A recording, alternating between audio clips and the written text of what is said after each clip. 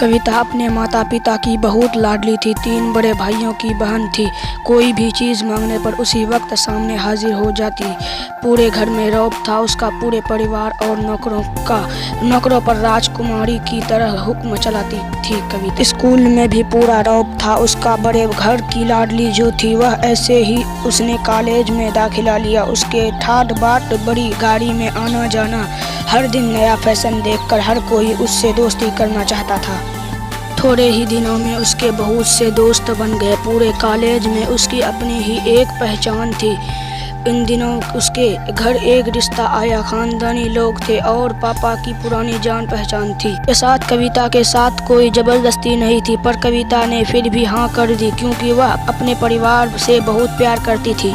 वह जानती थी कि वह लोग उसका अच्छा ही सोचेंगे। लड़के का नाम राज था। राज का भी पढ़ा और लिखा और समझदार लड़का था। ससुराल वाले भी बहुत अच्छे थे। ससुराल में कविता की जगह वैसी ही थी जैसी कि मायके में कोई भी कार्य कविता की सलाह के बिना नहीं होता था। सबकी लाडली बहू बन गई थी वह। फिर उसके घर एक बेटे का जन्म हुआ। राहुल कविता को जान से प्यारा था। पोता पाकर ससुराल वाले तो फूले नहीं समाते थे।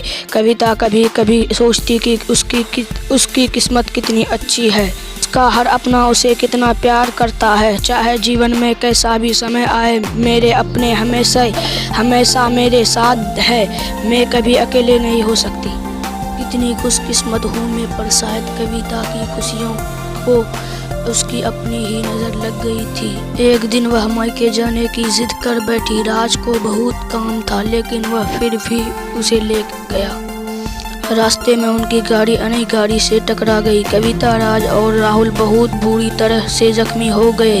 काफ़ी दिनों के इलाज के बाद राज और राहुल तो ठीक हो गए, लेकिन कविता पूरी तरह ठीक ना हो सकी। सर पर चोट लगने के कारण वह अपनी आंखों की रोशनी खो बैठी। अब कविता की किस्मत जैसे उल्टे पांव चलने लगी।